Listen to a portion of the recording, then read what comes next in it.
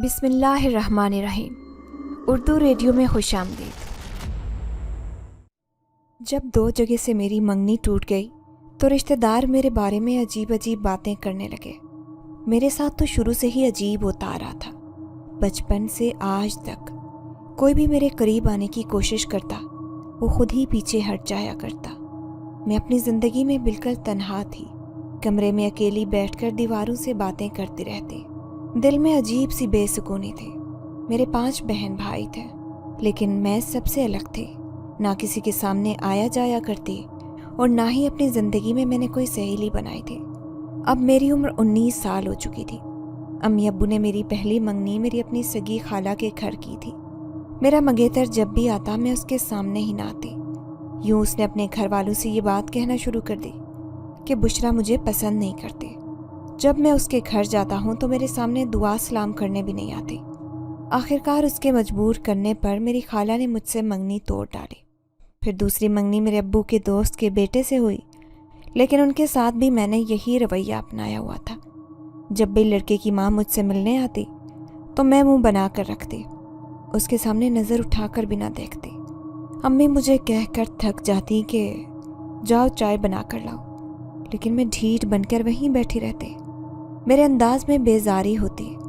پھر اس عورت نے یہ کہہ کر منگنی توڑ ڈالی کہ تمہاری لڑکی نفسیاتی مریض ہے یا شاید وہ کسی اور کو پسند کرتی ہے۔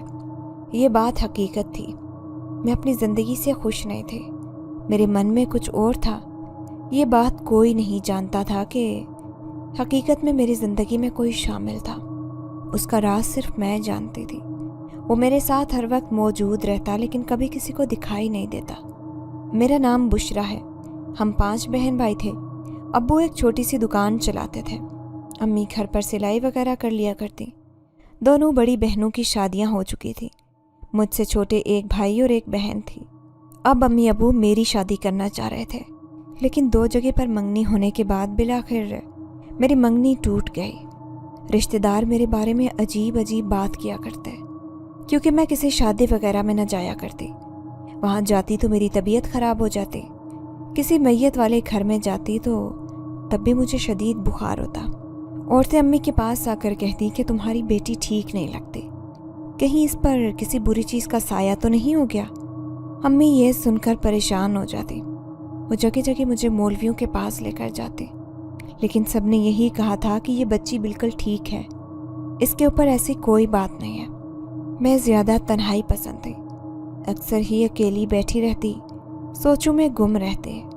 میری بہنیں بھی آتیں تو امی ابو کو کہتی کہ بشرا کو نہ جانے کیا ہوا ہے، جب سے اس نے اسکول چھوڑا ہے تب سے بالکل بدل گئی ہے۔ امی ابو مجھے کچھ کہہ بھی نہیں سکتے تھے، کیونکہ میں ان کی فرما بردار بیٹی تھی۔ 5 وقت نماز پڑھتی، قرآن کی تلاوت کرتی، لیکن بس مجھے تنہائی پسند تھی۔ گھر کا کام کاج کر کے میں اکیلی کونے میں دبک کر بیٹھ جایا کرتی۔ پھر ذہن میں عجیب سی سوچیں آنے لگ جاتی۔ اپنے ساتھ ہونے والی عجیب سی بات میں کس کو بتاتی؟ آج تک میں نے اپنے دل کا یہ راز چھپا کر رکھا تھا۔ حقیقت میں مجھے کوئی نظر نہیں آتا تھا۔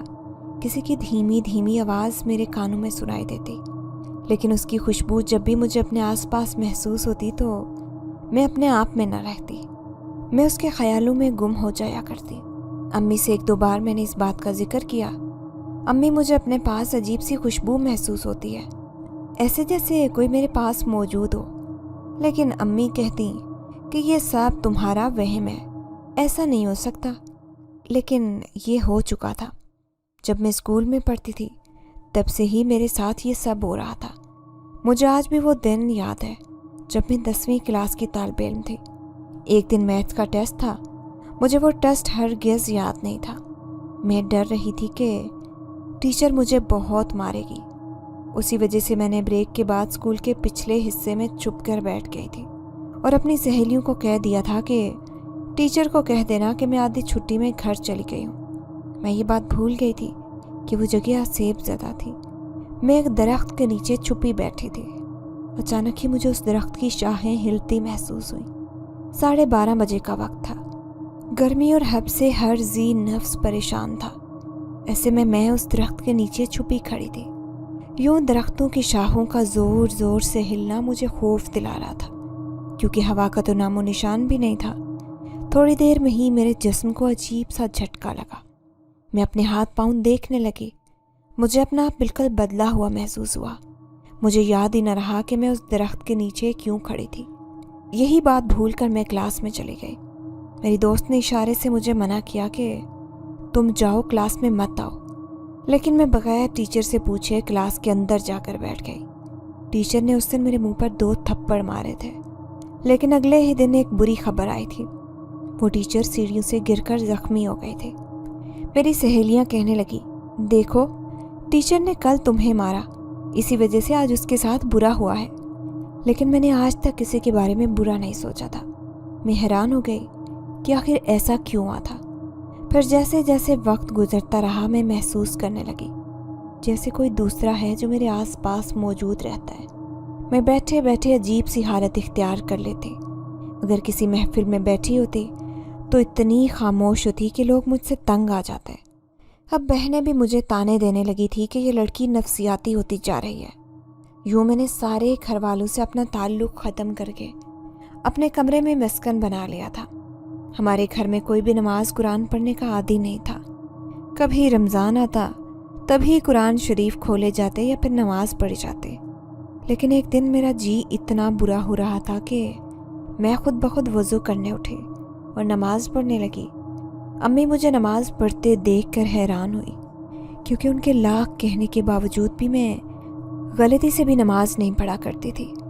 پھر میں 5 وقت کی نماز پڑھنے لگی، اپنے آپ کو ہر وقت صاف ستھرا رکھتے، اس حد تک کہ لوگ حیران رہ جاتے۔ ذرا سی گندگی مجھ سے برداشت نہیں ہوتی۔ ہر رات میں وضو کر کے سوتی۔ گھر میں گانے وغیرہ چلنے کی آواز آتی تو میرے خوف سے اب وہ بھی گھر میں چلنا بند ہو گئے تھے، کیونکہ سب کو پتا تھا کہ گانے سنتے ہی میری طبیعت خراب ہو جاتی ہے۔ سفید لباس پہننا مجھے بہت پسند تھا۔ ہر وقت دل چاہتا کہ سفید جوڑا پہن کر رکھوں۔ جب ابو نے پہلی دفعہ میری منگنی کی تو وہ میری خالہ کا بیٹا تھا، لیکن میں اس کی طرف آنکھ اٹھا کر بھی نہیں دیکھتی۔ جب بھی وہ آتا تو میری ایک نگاہ کا منتظر رہتا، لیکن مجھے اس کے سامنے دیکھ کر بیزاری محسوس ہوتی۔ میں اس کے سامنے آنا بھی نہیں چاہتی تھی۔ پھر آخرکار وہ میرے رویے سے مایوس ہو گیا اور اس نے اپنی ماں کو منگنی توڑنے کے لیے بھیج دیا۔ اس دن میں بہت خوش تھی، اپنے آپ کو ایک آزاد پنچھی کی طرح محسوس کر رہی تھی۔ یہی تو میں چاہتی تھی۔ کسی انسان کا ساتھ مجھے گوارا نہیں تھا۔ پھر ابو اپنے دوست کے بیٹے کا رشتہ لے کر آئے، کیونکہ ابو میری وجہ سے پریشان تھے۔ دونوں بڑی بہنوں کی شادیاں ہو گئی تھیں۔ اب شادی کرنے کی باری میری تھی۔ وہ اب امی کا کہنا تھا کہ ہماری زندگی کا کوئی بھروسہ نہیں، ایسا نہ ہو کہ تمہیں بے سہارا چھوڑ کر ہم اس دنیا سے چلے جائیں۔ یہی وجہ تھی کہ وہ جلد سے جلد میری شادی کر دینا چاہتے تھے۔ وہ لڑکا سعودی عرب میں نوکری کرتا تھا، لیکن اس کی ماں میرے لیے ڈھیروں تحفے تحائف لے کر آئی۔ ایک دن وہ امی کی غیر موجودگی میں ہمارے گھر آئی تو میں نے ان سے بدتمیزی کی حد کی، بات ہی نہیں کی، نہ ہی انہیں بیٹھنے کا کہا اور نہ ہی ان سے چائے پانی کا پوچھا۔ میرا یہ برا رویہ دیکھ کر اگلے ہی دن وہ منگنی کی انگوٹھی واپس لے آئے تھے۔ اس دن بھی میں نے بہت جوش و خروش سے اس بات کا جشن منایا تھا۔ یہی تو میں چاہتی تھی۔ میں کسی بھی انسان کے ساتھ شادی نہیں کرنا چاہتی تھی۔ اب سب رشتہ دار باتیں بنانے لگے۔ میرا اس حد تک دین کی طرف جھکاؤ دیکھ کر وہ مجھے نفسیاتی مریض کہنے لگے۔ نہ میں کسی کی شادی کی تقریب میں جایا کرتی اور نہ ہی کسی محفل میں، بس الگ تھلگ اپنی زندگی بڑے آرام سے گزارنے لگی۔ امی حیران تھی، کیونکہ میری ہم عمر لڑکیاں تو ہنستی کھلکھلاتی اپنی زندگی جی رہی تھیں، جبکہ میں ان سے الگ تھی۔ میرے ساتھ کچھ عجیب تھا، صرف یہ بات میں ہی جانتی تھی۔ آدھی رات ہوتے ہی کوئی میرے پاس آ کر بیٹھ جاتا، اپنی دھیمی آواز سے مجھے قرآن پاک کی تلاوت سناتا تو میں گہری نیند کی آغوش میں چلے جاتے۔ وہی رات میری آنکھیں عجیب سہانے خواب دیکھا کرتی۔ میں کسی خوبصورت باغ میں ہوتی، وہاں پر اکیلی اس منظر میں کھوئی ہوئی اپنی دنیا جیا کرتی۔ اس کی مسحور کن خوشبو میں اپنے آس پاس محسوس کرتے، اس کے خیالوں میں کھوئی رہتی۔ میں نے سنا ایک دن امی ابو سے کہہ رہے تھے کہ رات 12 بجے مجھے اپنے گھر میں بہت دل فریب خوشبو محسوس ہوتی ہے۔ امی پوری طرح خوفزدہ لگ رہی تھی۔ پھر ابو کہنے لگے، یہ تو اچھی بات ہے، सब जानते हैं कि मेरी बेटी कितनी नेक है, 5 वक्त की नमाज पढ़ती है, कुरान पढ़ने की आदी है, वही खुशबू का इस्तेमाल करती होगी। लेकिन अम्मी कहने लगी, नहीं, मुझे कुछ और ही महसूस होता है, ऐसा लगता है कि उस पर किसी जिन्नात का साया है। अब्बू ये बात सुनकर हैरान थे। मैं उनकी बातें खामोशी से सुन रही थी। सोचने लगी कि कहीं अम्मी अब्बू को मेरा राज पता न लग गया हो, वो मुझे किसी मौलवी के पास लेकर ना चले जाएं। उसने तो मेरा सारा भांडा फोड़ देना है कि आखिर मैं अपनी ज़िंदगी ऐसे क्यों जी रही हूँ। लेकिन शुक्र था कि अब्बू ने अम्मी की बातों पर ज़्यादा ध्यान नहीं दिया। वो कहने लगे कि लोगों को जो बात करनी है करने दो, हमारी बेटी दूसरी लड़कियों की तरह अपनी ज़िंदगी बहुत अच्छी गुजार रही है, तो तुम्हें इस बात पर एतराज़ नहीं करना चाहिए। अब्बू की बात ने मुझे अंदर तक खुश कर दिया था। फिर मैं उस रात अपने मखसूस कमरे में लेटी तो मेरे आसपास मौजूद साया मुझसे भी ज़्यादा खुश था। अब उसे गुमान हो गया था कि मैं उससे दूर नहीं जाऊंगी, मैं उसकी मौजूदगी महसूस करती। वो मुझे उस दिन भी अपनी खूबसूरत आवाज़ में कुरान पाक की तिलावत सुनाता रहा। मैं एक सरूर की कैफियत में गिरफ्तार नींद में चली गई। मैं अब घर में खुश रहने लगी। अम्मी अब्बू ने मुझे मेरे हाल पर छोड़ दिया था। मुझसे छोटी ज़ारा भी जवानी की दहलीज पर थी। मैंने अम्मी को साफ कह दिया था कि मैं शादी नहीं करना चाहती, वो ज़ारा की शादी पहले कर दें। बाजी के ससुराल से कोई रिश्ता आया था। अम्मी ने ज़ारा को आगे कर दिया, लेकिन उन्होंने मुझे देखकर पसंद कर लिया और कहने लगे, आपकी ये बेटी बड़ी है, हम इसी से रिश्ता करना चाहेंगे। वैसे भी हमें अपने बेटे के लिए एक नेक लड़की का रिश्ता दरकार है। मैं उनकी ये बात सुनकर बेजारी महसूस कर रही थी। मैं जानती थी कि मेरे आसपास रहने वाला वो साया मुझसे नाराज़ हो जाएगा। मैं उसे हरगिज़ अपने पास से जाने नहीं देना चाहती थी। फिर मेरे लाख मना करने के बावजूद भी अम्मी अब्बू ने मेरा रिश्ता तय कर दिया और ठीक 1 महीने बाद ही मेरी शादी तय कर दी। घर में शादी की तैयारियां ज़ोरों शोर से चल रही थी। मैं अम्मी अब्बू के ऊपर गुस्सा थी, जिन्होंने मेरी किसी बात पर ध्यान नहीं दिया। बाजी आई और अम्मी से कहने लगी कि ये लड़की पागल है, इसकी उम्र गुजर जाएगी और ये घर ही बैठी रहेगी। आप इसकी बातों पर ध्यान न दें और इसकी शादी कर दें। वो लड़का हाफिज़ कुरान है और बहुत नेक सीरत तबीयत का भी मालिक था। अम्मी मुझे समझाते हुए कहने लगी, तुम खुद भी इबादतगार परहेजगार लड़की हो, इसी तरह हमने तुम्हारे लिए लड़का भी ऐसा ही ढूंढा है। अब मैं अजीब सा खौफ महसूस करने लगी थी। आस पास मुझे उसकी मौजूदगी महसूस होती है। हर रात वो मेरे पास आता और मेरे कानों में सरगोशी करता, तुमने अच्छा नहीं किया, इसका अंजाम बुरा होगा। मुझे उसकी ये बात खौफ दिलाती थी। मैं अपने अंजाम का सोचकर रोने लग जाती। मैंने बिलाखिर उसके साथ दगा कर लिया था। वो कोई और नहीं बल्कि एक जिन ज़ादा था। बहुत सालों से वो मेरे वजूद का हिस्सा था। जिस स्कूल में मैं पढ़ा करती थी वहीं पर वो मेरे पीछे आया था। जब पहला दिन था मैं उसे देखकर खौफज़दा हुई थी, लेकिन उसके वजूद से आने वाली तेज़ खुशबू ने मुझे कुछ भी बोलने के काबिल नहीं छोड़ा था। फिर उसका नरम लहजा, धीमा मजाज देखकर मैं उससे मोहब्बत करने लगी थी। मैंने हर रात उसे अपने पास आने की इजाज़त दी थी। मैं उसकी मौजूदगी में खुशी महसूस करती थी। वो हर रात मेरे पास आता, मुझे अपने जैसा ही बनाने की कोशिश करता। वो चाहता था कि मैं हर वो बुरा काम छोड़ दूँ जो उससे अलग है। मैं उसके रंग में खुद को ढालने लगी थी। मैं उससे क्या पूछती, क्या वो मेरे अलावा किसी को नज़र नहीं आता? तो वो नफ़ी में सर हिलाता और कहता, नहीं, मैं सिर्फ तुम्हारी खातिर यहाँ आता हूँ, अपनी पूरी दुनिया छोड़कर।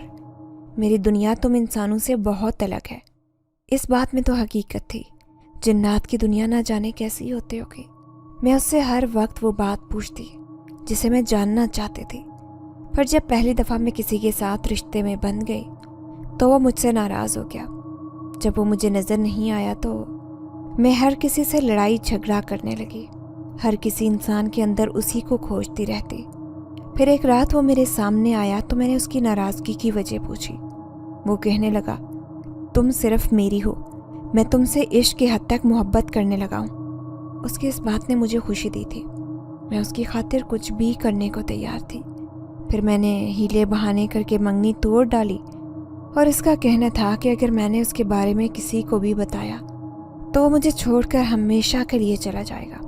मैं भी उससे मोहब्बत करने लगी थी, इसीलिए मैं नहीं चाहती थी कि वो मुझे छोड़ कर चला जाए। फिर मेरी पहली मंगनी टूट गई। वो बहुत खुश था। उसने इनाम में मुझे खूबसूरत तोहफा भी दिया। फिर दूसरी मंगनी भी मैंने उसी के कहने पर तोड़ डाली। मैं सिर्फ उसकी बनकर रहना चाहती थी, लेकिन अब मेरी शादी होने जा रही थी। मैं बहुत मुश्किलात का शिकार थी। इतने दिन से वो मुझे नज़र भी नहीं आया था। जिस लड़के से मेरी शादी होने वाली थी वो उस जिनज़ादे से भी ज़्यादा नेक परहेज़गार था। उनके घर वालों को किसी नमाजी परहेज़गार लड़की की तलाश थी जो मेरी सूरत में पूरी हो गई थी। अम्मी अब्बू ने शादी की जल्दी मचाई थी क्योंकि वो मेरे रोज़ रोज़ के तमाशों से तंग आ चुके थे। मेरे बाद ही छोटी ज़ारा की शादी हो सकती थी। मेरी ख्वाहिश पर बिल्कुल सादगी से शादी हो रही थी। घर में सिर्फ चंद मेहमान थे। फिर 4 आदमियों की छोटी सी बारात आई और मेरा निकाह होने लगा। जैसे ही मैं दुल्हन बनकर बैठी, कोई मेरे करीब आकर बैठा। मैं घूंघट के उस पार जिनज़ादे को अपने पास देख रही थी।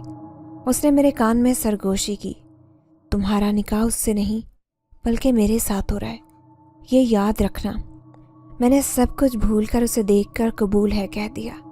मैंने अपने होने वाले शोहर को कभी नहीं देखा था क्योंकि मेरी नज़रें तो उस जिनज़ादे से हट ही नहीं रही थी जिसकी खुशबू में दिन रात अपने पास महसूस करती थी। मैं खुश थी कि उसने अपनी नाराज़गी ख़त्म करके बिलाखिर मेरा साथ कबूल कर लिया था। मैं भी उससे मोहब्बत करने लगी थी। उसका कहना था कि उससे मेरी शादी मेरे शोहर से नहीं बल्कि उसे जिनज़ादे से हुई है। मैं उसकी हर बात माना करती। फिर मैंने उसकी ये बात भी मान ली। अब मैं रुखसत होकर ससुराल आ गई। हर कोई मेरे इर्द गिर्द बैठने की कोशिश कर रहा था, मुझे देखना चाहता था क्योंकि लोगों का कहना था कि मैं दुल्हन बनकर क़यामत ढा रही थी। बहुत हसीन लाल जोड़े में मलबूस में किसी शहजादी की मानित नज़र आ रही थी। मेरा शोहर मुझे मुस्कुराती नज़रों से देख रहा था, लेकिन मैं उसे कहाँ देख रही थी। मेरी नज़र तो उस जिनज़ादे पर थी। लोग हैरान थे कि ये दुल्हन कैसी है जो एक जानिब आंखें फाड़ फाड़ कर देखे जा रही है, लेकिन मुझे किसी की भी परवाह नहीं थी। फिर एक औरत आगे बढ़ी। उसने मुझे बाजू से थामा और एक कमरे में ले गई। वो कमरा फूलों से सजा हुआ था। गुलाब की तेज़ खुशबू पूरे कमरे में फैली हुई थी। अचानक ही ज़मीन आसमान घूमा था और मैं बेहोश होकर नीचे ज़मीन पर गिर गई। पूरे घर में खलबली मच गई थी क्योंकि नौब्याहता दुल्हन शादी की पहली रात ही बेहोश हो गई थी। घर वाले हैरान थे कि आखिर माजरा क्या है, लेकिन मुझे मालूम था कि मेरे साथ क्या हुआ है। किसी ने मेरे मुंह पर हाथ रखकर मेरा सांस घूंटने की कोशिश की थी। शदीद घबराहट और दम घुटने के एहसास ने मुझे बेहोश कर दिया था। जब होश आया तो मैं अपने बिस्तर पर मौजूद थी। सारे फूल, सारी सजावट, सारी चीज़ों को उस कमरे से हटा दिया गया था। मैं बेजान मूर्ति की तरह बिस्तर पर लेटी थी। तभी मेरा शोहर आया और मुझसे मेरी तबीयत पूछने लगा, लेकिन मेरी नज़रें किसी और को तलाश कर रही थी। मैं उस जिनज़ादे को ढूंढना चाहती थी जो रात को तो मेरे आसपास ही मौजूद था, लेकिन अब यहाँ से गायब था। मेरी उस खामोशी ने सारे घर वालों को शक में मुब्तला कर दिया था। घर में एक बूढ़ी औरत थी जो गालिबन मेरे शोहर की दादी थी। वो मेरे पास आकर बैठी बड़े गौर से मुझे देखे जा रही थी। मैं उस बूढ़ी औरत की नज़रों से उलझन महसूस कर रही थी। फिर वो मेरी सास से कहने लगी कि ये लड़की तो मुझे ठीक नहीं लगती, तुमने इतनी जल्दबाजी में क्यों शादी की? ऐसे लगता है इसके ऊपर तो किसी बुरे जन्नात का साया है। उसकी बात सुनकर मुझे गुस्सा आया। मैं उससे कहना चाहती थी कि उसने उस जिनज़ादे को बुरा क्यों कहा है, वो तो एक नेक जिनज़ादा है। उसी ने तो मेरी ज़िंदगी तब्दील की है, लेकिन सिर्फ मेरे होंठ हिलकर रह गए।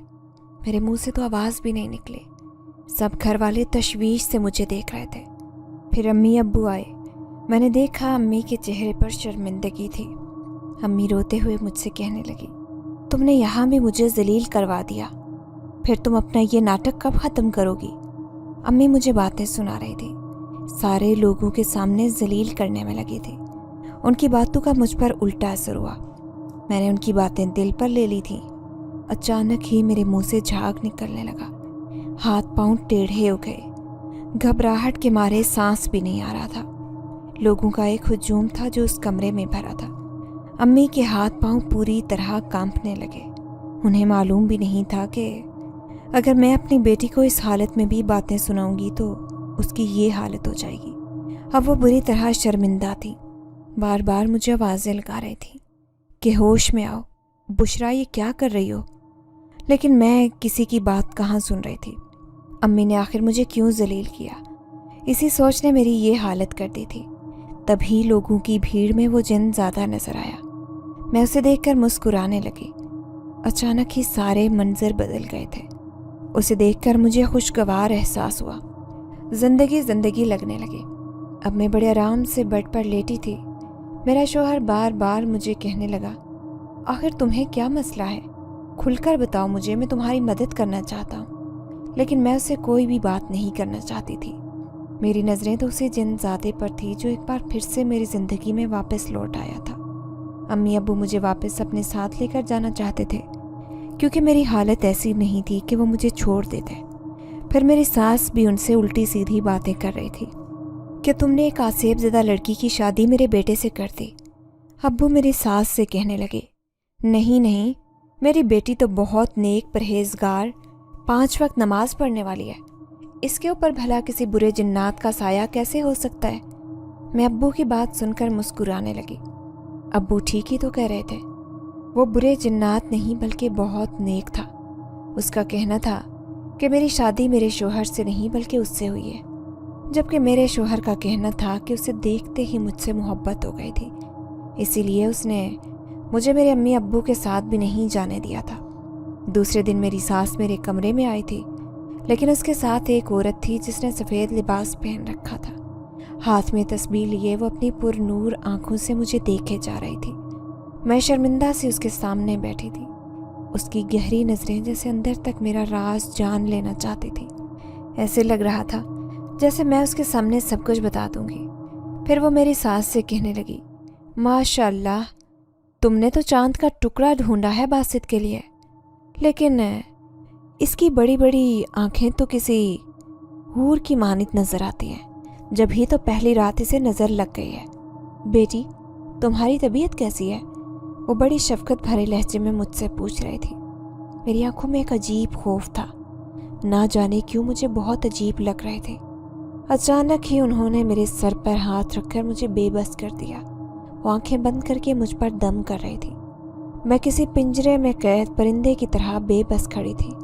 انہیں اس بات سے روکنا چاہتے تھے، کہیں وہ جنزادے کے بارے میں جان نہیں جائیں اور مجھے اس سے دور کر دے۔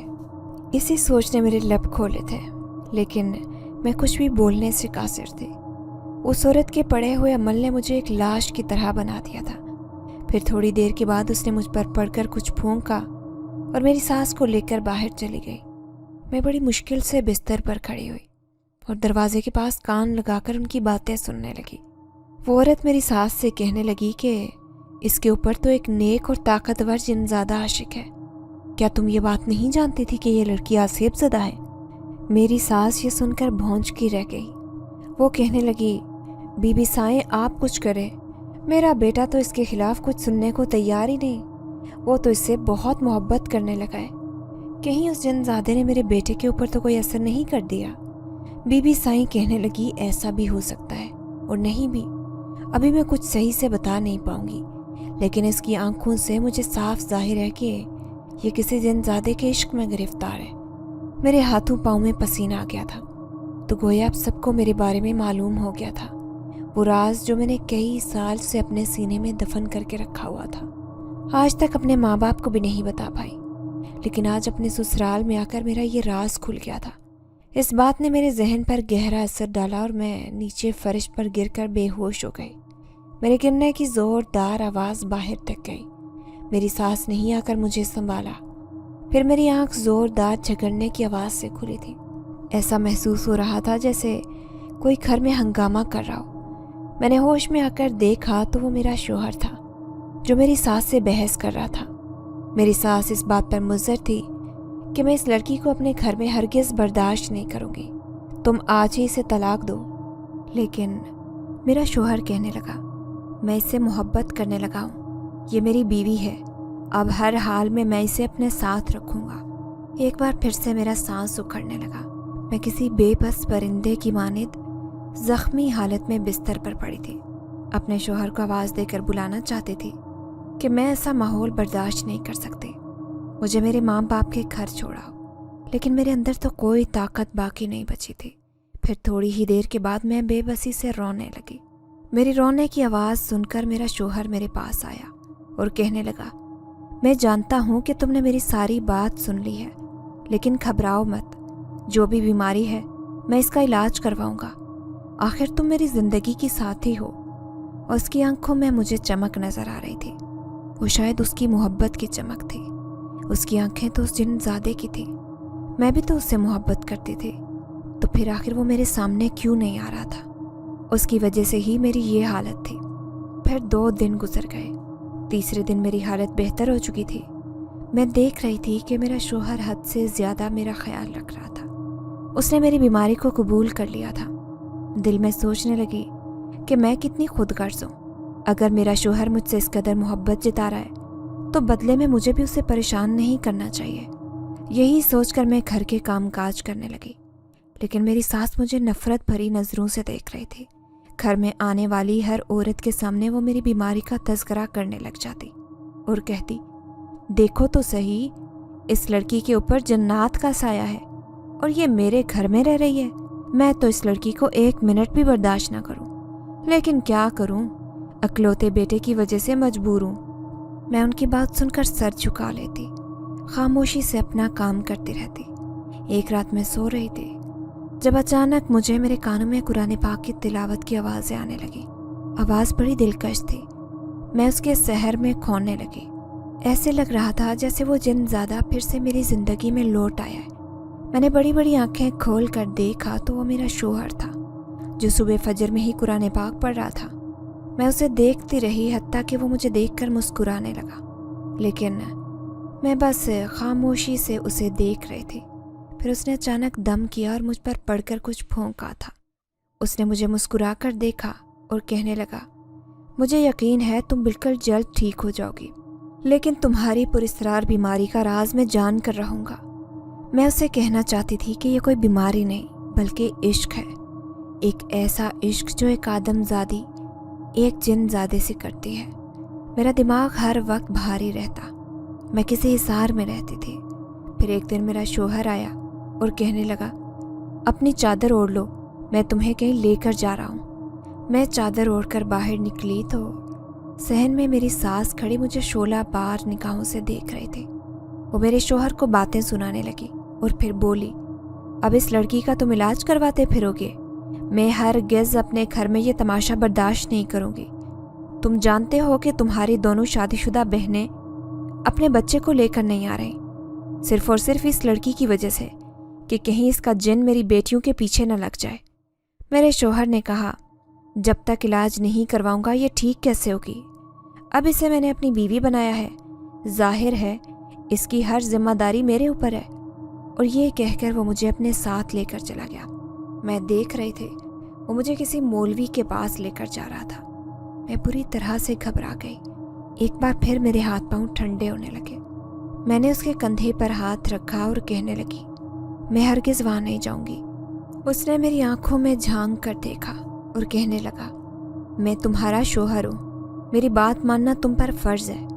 اس نے مجھے بے بس کر دیا تھا۔ میں اس مولوی کے سامنے جا کر بیٹھی، شاید میرا شوہر پہلے ہی میرے بارے میں سب کچھ اسے بتا چکا تھا۔ مولوی صاحب نے میرے سر پر ہاتھ رکھا اور بڑے پیار سے پوچھنے لگے، کیا ہوا بیٹی، تمہارے ساتھ کیا مسئلہ ہے؟ تمہیں کون نظر آتا ہے؟ تم تو ظاہر ایک صحت مند تندرست لڑکی نظر آتی ہو، لیکن اچانک تمہیں کیا ہو جاتا ہے جو تم بے ہوش ہو کر گر جاتے ہو؟ وہ میرے منہ سے وہی راز اگلوانا چاہتا تھا جسے میں سب سے چھپا کر رکھتی تھی۔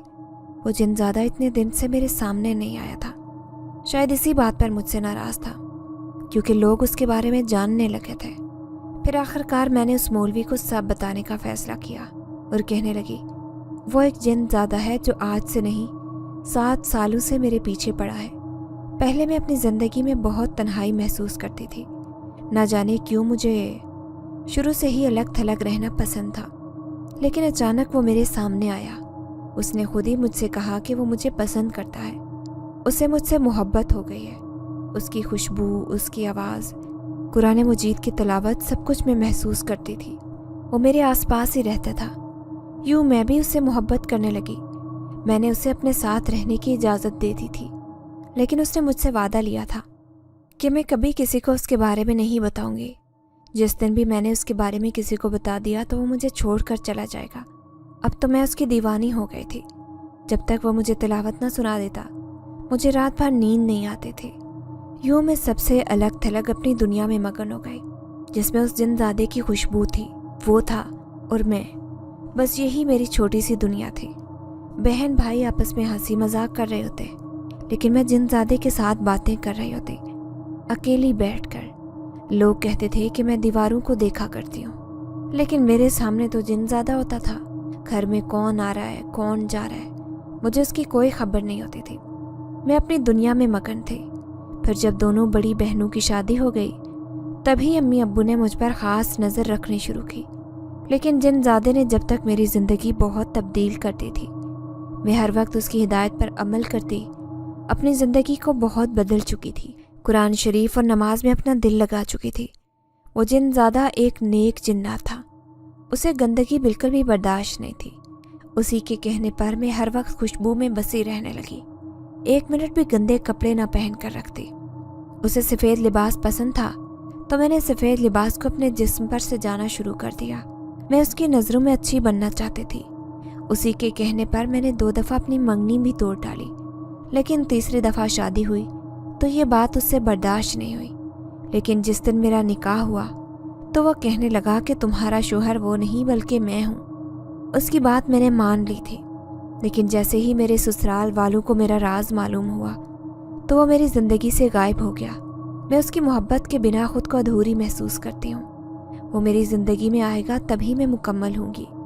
میں نے دیکھا کہ مولوی کی آنکھوں میں حیرت تھی۔ میں نے بغیر رکے اپنی ساری کہانی اس کے سامنے بیان کی۔ پھر مولوی نے میرے سر پر ہاتھ رکھا اور مجھے سمجھاتے ہوئے کہنے لگا، بیٹی، وہ جن زادہ تمہارا ایلوژن ہے اور کچھ نہیں، کہ تم نے اپنی ذات کو اس کے حوالے کر دیا ہے۔ اگر تم چاہتی ہو تو تم خود سے بھی اپنی زندگی کو بدل سکتی تھی، لیکن یہ سب تم نے اس کے کہنے پر کیا۔ وہ ایک نیک جنات تھا، جب ہی تمہیں کوئی نقصان نہیں پہنچا۔ لیکن اگر وہ کوئی شیطان جنات ہوتا تو آج تم ایسی حالت میں میرے سامنے نہ بیٹھی ہوتی۔ تم نہیں جانتی، ایسی عورتیں آتی ہیں جن کے اوپر شیطان جنات ہے۔ وہ بالکل بے بس ہوتی ہیں، ان کا دماغ بھی الٹ جاتا ہے۔ لیکن تم بالکل ٹھیک ہو، کیونکہ تم نے اس نیک جنات کی عادت کو اپنا کر اپنے آپ کو برائیوں سے دور کر لیا تھا۔ لیکن اب تمہیں یہ بات سمجھنا ہوگی کہ وہ جن زادہ تمہاری زندگی سے چلا گیا ہے۔ تمہیں اپنے شوہر کے ساتھ ایک خوشحال زندگی گزارنی ہے۔ تم نے اس کے بارے میں نہیں بلکہ اپنے شوہر کے بارے میں سوچنا ہے۔ وہ ایک انسان ہے، نہ کوئی جن زادہ۔ مولوی صاحب کی باتیں سن کر میں دونوں ہاتھوں میں منہ چھپا کر رونے لگی۔ شاید میں بہت بے بس ہو چکی تھی۔ پھر انہوں نے میرے شوہر کو کہا کہ اسے ہر تیسرے دن میرے پاس لے کر آنا ہوگا۔ میں اس کا علاج کرتا رہوں گا جب تک یہ بالکل ٹھیک نہیں ہوگی۔ وہ جن زادے کا خیال اپنے دل و دماغ سے نہیں نکالتے۔ پھر میں گھر آ گئی تو میری ساس نے مجھ سے منہ موڑ لیا۔ ان کا یہ نفرت بھرا رویہ میں اپنے شوہر کی وجہ سے برداشت کرنے پر مجبور تھی، کیونکہ اس کا کہنا تھا کہ وہ مجھ سے محبت کرنے لگا ہے۔ امی ابو مجھ سے ملنے آئے۔ میری حالت دیکھ کر امی رونے لگ گئی۔ پھر کہنے لگی، کتنی دفعہ تجھے سمجھایا کرتی تھی کہ نہ سب سے الگ تھلگ رہا کر۔ نہ جانے تم نے اپنے دل و دماغ میں کیا بات بٹھائی ہے جو تیری حالت ایسی ہو گئی ہے۔ تبھی میری ساس باہر سے چیختی ہوئی آئی اور کہنے لگی، تم نے جان بوجھ کر اپنی آسیب زدہ بیٹی کو میرے بیٹے کے پلو سے باندھ دیا۔ اب دیکھو، وہ اس کے پیچھے پاگل ہوا پھرتا ہے۔ جو جن اس کے پیچھے لگا ہے وہی میرے بیٹے کے پیچھے بھی پڑ گیا ہے۔ تبھی تو وہ میری بات نہیں سنتا، اور نہ ہی اسے گھر کی فکر ہے، نہ ہی اسے اپنی شادی شدہ بہنوں کی۔ پھر میری ماں سے کہنے لگی کہ اپنی ساسیب زدہ بیٹی کو اپنے ساتھ لے کر جاؤ، یہ میرے گھر میں رہے گی تو روز روز تماشے ہوں گے۔ امی خاموش تھی۔ پھر کہنے لگی، بہن آپ پریشان مت ہو، میں اپنی بیٹی کو ساتھ لے کر جاتی ہوں، یہ مجھ پر بھاری نہیں ہے۔ انہوں نے مجھے تیار ہونے کا کہا، لیکن اسی وقت میرا شوہر آ گیا اور میری اماں سے کہنے لگا، یہ میری بیوی اب میری ذمہ داری ہے، میں اس کا علاج کروا رہا ہوں۔ مولوی صاحب نے کہا ہے کہ یہ لڑکی بالکل ٹھیک ہو جائے گی۔ मैं उन दोनों के दरमियान बेबसी से खड़ी थी। एक तरफ मेरा साथ देने वाला शोहर था तो दूसरी तरफ कदम कदम पर जलील करने वाली मेरी सास, जो एक औरत होने के बावजूद मेरी तकलीफ़ को समझ नहीं पा रही थी कि मैं किस दर्द से गुजर रही हूँ। एक दिन मैं आधी रात को सोई थी। अचानक ही मुझे शदीद घबराहट महसूस होने लगी। गर्मी का एहसास मुझे कमरे में रुकने नहीं दे रहा था। मेरा शोहर बेखबर सो रहा था। मैं उठकर बाहर आई तो सास भी कमरे में सो रहे थे। सहन में कोई भी नहीं था। मुझे ऐसे लगा जैसे सीढ़ियों के पास कोई छुप कर मुझे देख रहा हो। मैंने आंखें फाड़ कर उस साए को देखने की कोशिश की जो बस चुपचाप मुझे देखे जा रहा था। फिर वो ऊपर छत की तरफ गया था। मैं भी उसके पीछे पीछे ऊपर ही पहुंच गए थे। छत पर देखा तो घुप अंधेरे के सिवा कुछ भी नहीं था। मैं पलटकर नीचे आने को थी कि अचानक ही किसी ने मेरे मुंह पर हाथ रखा। मुझे अपनी सांसें घुटती महसूस होने लगी। मैंने देखा वो एक काला स्याह हाथ था जिसके ऊपर लंबे लंबे बाल थे। मैंने अपने मुंह से खींच कर वो हाथ हटाया। पलटी तो चीखे निकले थे क्योंकि वो कोई और नहीं, वही जिनज़ादा था जो मुझे नफरत भरी नज़रों से देख रहा था। मैं बुरी तरह खौफ से कांपने लगी। वो कहने लगा, अब तुम ऐसे ही तड़पोगी क्योंकि तुमने मेरे साथ धोखा किया है। सारी ज़िंदगी मेरे नाम पर गुजारने का वादा करके अब अपने शोहर की हो चुकी हो। मैं तुम्हें ऐसे ही ज़िंदगी भर तड़पाऊंगा। उसकी ये खौफनाक सूरत देखकर तो मेरी रूह लरस गई, वरना मैंने तो हर बार उसे एक बहुत खूबसूरत रूप में देखा। उसका असल रूप में आज देख रहे थे। वो कहने लगा, मैं हकीकत में ही एक नेक जन्नत हूँ, लेकिन तुम्हारी मोहब्बत ने मुझे पागल कर दिया था। जभी तो तुम्हारे पीछे 7 साल बर्बाद कर दिए, लेकिन इतने सालों में फिर भी तुम मेरी नहीं हो सकी। या तो अब मेरे साथ चलो या फिर मेरे बदले के लिए तैयार हो जाओ। उसके इरादे बहुत खतरनाक थे। मैं दोनों हाथों में मुंह छुपाकर रोने लगी और बेबसी से बोली, चले जाओ यहाँ से। मेरी शादी हो चुकी है। मैं अपने शोहर के साथ ज़िंदगी गुजारना चाहती हूँ। लेकिन उसने मुझे धमकाया और कहने लगा, मैं तुम्हें लेने आया हूँ और तुम्हें मेरे साथ चलना होगा। वो मेरा हाथ खींचकर मुझे अपनी तरफ लेकर जाना चाहता था, लेकिन मैंने छत की छोटी छोटी दीवारों को मजबूती से पकड़ लिया था। एक हाथ से दीवार पकड़ी तो दूसरे हाथ से वो जिनज़ादा मुझे अपनी तरफ घसीट रहा था। अचानक ही मेरे मुंह से ज़ोरदार चीख निकली। पसीना पसीना वजूद लिए मैं बिस्तर से उठी थी। मेरा सांस धुकने की माने चल रहा था। ये एक भयानक ख्वाब था। मेरे चीखने पर मेरा शोहर नींद से उठ गया। फिर मैं उसके सीने से लगी आंसू बहाने लगी। मैं सोच भी नहीं सकती थी कि मैं इस कदर खौफजदा हो जाऊंगी कि उस जिनज़ादे को ख्वाब में भी देखने लगूंगी।